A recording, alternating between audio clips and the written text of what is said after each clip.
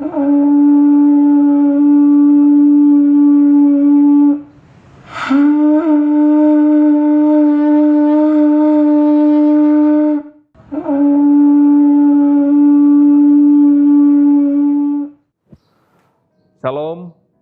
salam sejahtera dalam kasih Tuhan Yesus Kristus bagi seluruh pemirsa Tabura Injil di mana saja berada. Syukur kepada Tuhan kita boleh berjumpa kembali dalam pemberitaan firman Tuhan edisi 24 Desember tahun 2020. Sebelum kita membaca dan merenungkan firman Tuhan, mari kita berdoa.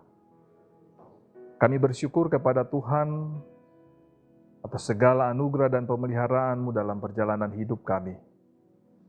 Teristimewa di bulan Desember, bulan terakhir di tahun 2020. Sebagai orang-orang percaya, kami telah menjalani minggu-minggu Advent hingga memasuki minggu Advent yang terakhir. Sesaat kami akan memasuki masa raya Natal. Kami bersyukur karena tangan kasih Tuhan terus menuntun dan membimbing kami. Di saat ini kembali kami hendak membaca dan mendengarkan pengajaran firman Tuhan sebagai penuntun bagi kami untuk melangkah dan memasuki masa raya Natal di tahun ini. Karena itu kami mohon tuntunan kuasa Roh Kudus agar kami dimampukan untuk memahami maksud firman Tuhan, tetapi juga melakukannya dalam kehidupan kami. Dalam nama Tuhan Yesus, firman yang hidup, kami berdoa. Amin. Bapak, Ibu, Saudara-saudara, para pemirsa yang Tuhan Yesus kasihi, bagian firman Tuhan yang saya pilih bagi kita di saat ini terdapat di dalam Injil Lukas pasal 2, ayatnya yang ke-20. Injil Lukas pasal 2, ayat 20. Dengan perikop pembacaan yaitu gembala-gembala. Ayat 20, maka kembalilah gembala-gembala itu sambil memuji dan memuliakan Allah, karena segala sesuatu yang mereka dengar dan mereka lihat, semuanya sesuai dengan apa yang telah dikatakan kepada mereka. Demikian nas firman Tuhan bagi kita yang terambil di dalam Injil Lukas pasal 2 ayatnya yang ke-20. Sekali lagi saya membacanya. Maka kembalilah gembala-gembala itu sambil memuji dan memuliakan Allah, karena segala sesuatu yang mereka dengar dan mereka lihat, semuanya sesuai dengan apa yang telah dikatakan kepada mereka. Bapak, Ibu, Saudara-saudara yang Tuhan Yesus Kristus kasihi, ayat nats kita katakan, maka kembalilah gembala-gembala itu sambil memuji dan memuliakan Allah. Maka kembalilah gembala-gembala itu. Pertanyaannya Bapak, Ibu, Saudara, kembali kemana? Sudah pasti, mereka kembali ke padang penggembalaan mereka. Jadi ternyata, setelah mereka berjumpa dengan bayi Yesus, atau Sang Juru Selamat itu, mereka tidak berubah profesi. Para gembala ini tetap menjalani profesi mereka. Mereka tidak berubah menjadi seorang penginjil atau rasul. Bahkan dalam cerita selanjutnya kalau kita baca sama sekali tidak disinggung lagi bagaimana kehidupan para gembala ini selanjutnya. Yang jelas ialah mereka kembali menekuni pekerjaannya atau aktivitasnya setiap hari. Ya, jadi mereka tetap menjadi gembala. Kalau begitu Bapak, Ibu, Saudara, apakah tidak ada perubahan sama sekali setelah mereka berjumpa dengan bayi Yesus? Bapak, Ibu, Saudara-saudara, pemirsa yang Tuhan Yesus kasihi, Profesi gembala di zaman ketika Yesus lahir, kalau kita samakan dengan zaman sekarang ini, seperti buruh atau orang-orang upahan. Karena domba-domba yang mereka gembalakan juga bukanlah milik mereka. Selain itu, para gembala ini juga selalu hidup berpindah-pindah sesuai dengan kebutuhan domba-dombanya. Di mana ada rumput dan padang yang hijau, maka mereka akan ke sana. Atau ketika udara di dataran rendah menjadi panas, maka mereka akan membawa domba-domba mereka ke dataran tinggi yang lebih sejuk. Tidak ada rumah permanen yang mereka miliki. Kemana domba-domba itu bermalam, di sana jugalah para gembala-gembala itu akan memasang tendanya. Mereka tidur bersama-sama dengan domba-domba gembalaannya. Tidak ada pakaian yang rapi yang mereka kenakan, apalagi pakaian yang bagus. Makanan mereka pun apa adanya. Karena itu, masyarakat di zaman itu menganggap bahwa pekerjaan gembala itu adalah pekerjaan yang rendah. Mereka juga diupah seperti buruh. Penghasilannya bukan hanya tidak cukup, tetapi juga tidak menentu. Bagaimana dengan status sosial mereka, Bapak Ibu Saudara? Yang pasti mereka tidak dihormati seperti para pejabat, apalagi minta untuk dihormati. Mereka berada di tingkatan sosial yang paling bawah. Bisa jadi hidup mereka lebih parah dari kita. Bapak Ibu Saudara, sampai di sini bisa kita bayangkan sukacita macam apa yang mereka rasakan setelah mereka ditemui atau dijumpai oleh malaikat surgawi. Para gembala atau orang-orang yang tidak masuk dalam hitungan ini justru ditemui oleh malaikat Allah yang maha tinggi. Raja di atas segala raja. Sungguh suatu penghargaan yang tidak ternilai. Dan sukacita mereka semakin besar ketika malaikat dengan jelas mengatakan bahwa bagi mereka telah lahir seorang juru selamat. Juru selamat atau soter. Kita baca dalam Lukas 2 ayat 11. Kata soter ini juga berarti penjaga atau pemelihara dan pembebas. Dan yang membuat mereka juga senang ialah karena juru selamat ini, tempat lahirnya sangat mudah untuk ditemui. Ia tidak lahir di istana kerajaan, tetapi di tempat yang sangat sederhana. Suatu tempat yang terbuka dan siap untuk menyambut siapa saja. Sampai hewan pun boleh datang ke sana. Bapak Ibu Saudara, seandainya juru selamat ini lahir di istana kerajaan, maka pasti para gembala ini akan berpikir 1000 kali untuk datang ke sana. Karena sudah pasti, bukan hanya mereka akan melewati birokrasi dari pos yang satu ke pos yang lain dan seterusnya, tetapi yang jelas bahwa masyarakat seperti mereka pasti akan diusir. Jadi dari tempat lahirnya saja ternyata juru selamat atau soter ini telah merobohkan semua tembok-tembok pemisah, sekat-sekat suku, ras, dan agama.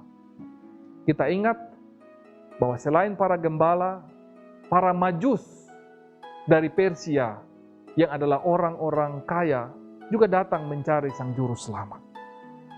Soter atau juru selamat itu datang untuk siapa saja. Dan dalam pelayanannya terbukti bahwa ia menemui semua orang dalam berbagai tingkatan sosial. Terutama mereka yang oleh sesamanya tidak dihitung, atau mereka yang dianggap remeh, mereka yang dianggap sampah dalam masyarakat. Bapak Ibu Saudara, yang menarik ialah bahwa berita yang menggembirakan itu datang di tengah-tengah mereka yang sedang berjuang, yang sedang mengais rejeki. Bapak Ibu Saudaraku, sampai di sini kita dapat memahami kepada siapa berita ini disampaikan dan perubahan apa saja yang terjadi pada para gembala itu. Bukan perubahan profesi, Bapak Ibu Saudaraku, tetapi yang terjadi adalah perubahan hati. Ada perubahan sikap hidup yang terjadi dalam diri para gembala itu. Mereka memahami pekerjaan mereka dengan cara yang baru. Sebelum berita sukacita dari malaikat, para gembala ini hidup dalam tekanan sosial yang sering menstigma mereka sebagai masyarakat kelas rendah yang tidak punya masa depan. Bapak Ibu Saudara, mungkin di antara kita masih ada juga yang mengalami perlakuan-perlakuan seperti ini. Mengalami stigma-stigma seperti ini. Bahkan tidak jarang di antara kita yang harus menerima kemiskinan, kesusahan, keterbelakangan, status sosial yang rendah sebagai suatu nasib yang harus diterima. Seolah-olah tidak ada lagi pintu perubahan bagi hidup kita. Bapak Ibu Saudara, perjumpaan dengan bayi Yesus di malam Natal itu ternyata membawa perubahan positif dalam kehidupan para gembala. Melalui sukacita perjumpaan itu, para gembala tidak lagi melihat pekerjaan atau aktivitas mereka sehari-hari sebagai suatu beban. Tetapi mereka melihat pekerjaan atau aktivitas yang mereka lakukan itu sebagai suatu anugerah dari Tuhan. Perasaan minder sebagai masyarakat kelas bawah berubah menjadi rasa percaya diri yang tinggi. Perjumpaan dengan bayi Yesus di malam Natal itu telah mengembalikan harga diri mereka. Mereka menjadi pribadi-pribadi yang memiliki harkat dan martabat dalam hidup. Bapak Ibu Saudaraku, pemirsa Tabura Injil yang Tuhan Yesus Kristus kasihi. Bagaimana dengan kehidupan saudara dan saya? Sudah sekian kali kita merayakan Natal. Sudah sekian kali juga kita pergi ke Bethlehem dalam tanda kutip untuk menemui bayi Yesus. Adakah perubahan-perubahan positif yang terjadi dalam kehidupan kita? Yang jelas ialah para gembala itu setelah berjumpa dengan bayi Yesus, mereka kembali kepada kehidupan dan aktivitasnya sehari-hari sambil memuji dan memuliakan Allah. Itu yang mereka lakukan setelah perjumpaan mereka dengan bayi Yesus. Mereka kembali ke kehidupan mereka dan aktivitas mereka sehari-hari sambil memuji dan memuliakan Allah. Kata memuji atau doxontes dari kata doxa yang artinya kilauan atau sinar. Artinya Bapak Ibu Saudara, sukacita perjumpaan dengan Yesus mengakibatkan para gembala itu memiliki suatu cara pandang yang baru terhadap pekerjaan dan hidup mereka.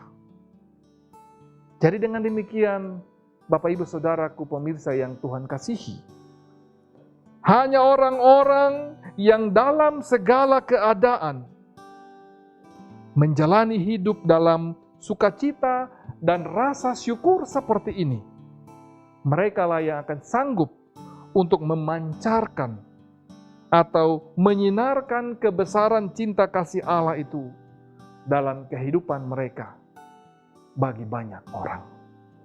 Pemirsa yang Tuhan Yesus kasihi, selamat menyambut Natal. Tuhan Yesus memberkati. Mari kita berdoa. Syukur kepadamu ya Tuhan, untuk lawatan firman-Mu bagi kami di hari ini. Ketika kami mempersiapkan diri untuk menyongsong dan merayakan kelahiran Sang Juru Selamat dunia.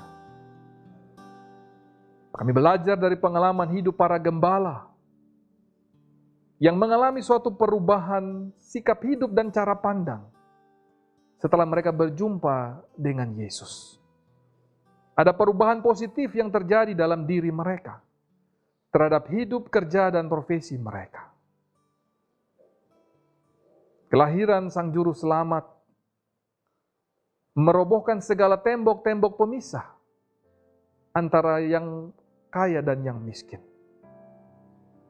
Dan itulah yang kami hayati ketika sebagai orang-orang percaya kami memasuki masa-masa raya Natal ini. Tuhan, berkati firman-Mu yang sudah kami dengarkan. Biarlah sungguh-sungguh ada perubahan dalam hidup kami. Sehingga minggu-minggu Advent yang telah kami jalani sepanjang 4 minggu ini tidak berlalu begitu saja, tetapi sungguh-sungguh membawa suatu perubahan dalam sikap hidup dan cara pandang kami terhadap segala sesuatu yang terkait dengan eksistensi kehidupan kami. Kami boleh melihatnya dengan suatu cara pandang yang baru, dengan satu motivasi iman, karena kelahiran Sang Juru Selamat membawa sukacita, membawa kelepasan bagi seluruh umat manusia. Terima kasih ya Bapa di sorga, biar oleh kuasa Roh Kudus kami mampu untuk melakukan firman-Mu yang sudah kami dengarkan di saat ini. Dan biarlah masa raya Natal ini sungguh-sungguh menghadirkan sukacita, tetapi juga pembaharuan dalam kehidupan kami. Berkati umat-Mu, seluruh pemirsa Tabura Injil di mana saja berada. Biarlah damai dan sukacita Natal menjadi bahagian dalam kehidupan mereka, menginspirasi dan memotivasi mereka dalam menjalani hari-hari hidup mereka ke depan, teristimewa dalam perjalanan mengakhiri tahun ini. Di tengah segala tantangan, di tengah segala pergumulan dan kesukaran, kelahiran Sang Juru Selamat yang kami rayakan, biarlah menjadi suatu motivasi iman yang menghadirkan sukacita dan kekuatan yang baru bagi kami semua, bagi umat-Mu dalam menjalani hari-hari hidup mereka. Terima kasih ya Bapa di sorga. Inilah doa dan ucapan syukur kami. Dalam nama Tuhan Yesus Kristus, kami berdoa. Amin. Pemirsa Tabura Injil yang Tuhan Yesus Kristus kasihi, demikian taburan firman Tuhan bagi kita di hari ini. Kiranya damai dan sukacita lewat kelahiran Yesus Kristus Sang Juru Selamat yang akan kita rayakan di tahun ini akan terus memotivasi kita, menginspirasi kita dalam menjalani hari-hari hidup kita ke depan. Selamat merayakan Natal. Tuhan Yesus memberkati.